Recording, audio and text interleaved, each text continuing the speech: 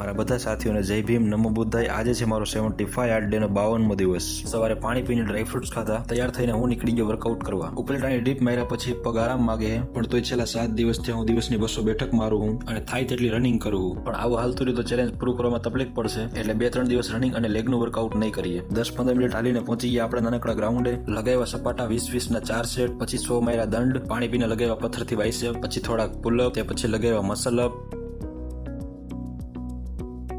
રૂમી આવીને નાહીને પીધું ક્રેટીન, પછી કર્યો નાસ્તો, લેગની કન્ડિશન ચેક કરી। આજે કોલેજે રજા હતી તો ડબ્બા ધોઈને તેમાં ડાયટ ભરી। તમારા ટાવરિયા જો આખો દિવસ મોબાઈલમાં વ્યસ્ત રહેતા હોય તો ડુમિયાની હોસ્ટેલમાં મૂકી દો। રમત ગમતમાં વ્યસ્ત રહેશે તો શારીરિક અને માનસિક રીતે પણ મજબૂત બનશે। બપોરે જમીને 2 hours later. આ વરસાદ આજે ગ્રાઉન્ડે નહીં જવા દે। રૂમે ચાલુ કર્યું ચેસ્ટનું વર્કઆઉટ, નોર્મલ પુશઅપ લગાવી કર્યું વોર્મઅપ, પછી chest press, narrow grip chest press, પછી ડમ્બલ પુલ ઓવર, તે પછી ચેસ્ટ ફ્લાય, છેલ્લે રિવર્સ ચેસ્ટ પ્રેસ કરી વર્કઆઉટ પૂરું કર્યું। આ છે આજનો ફોટો। પાસ્ટ વર્કઆઉટ મીલ લઈ મેં વાંચી બાબા સાહેબની આત્મકથા, પછી દૂધ પીને આ દિવસે આજના બધા ટાસ્ક થાય છે પૂરા। વરસાદ પણ રહી ગયો। મળીએ કાલના વિડીયોમાં, ત્યાં સુધી બધાને જય ભીમ।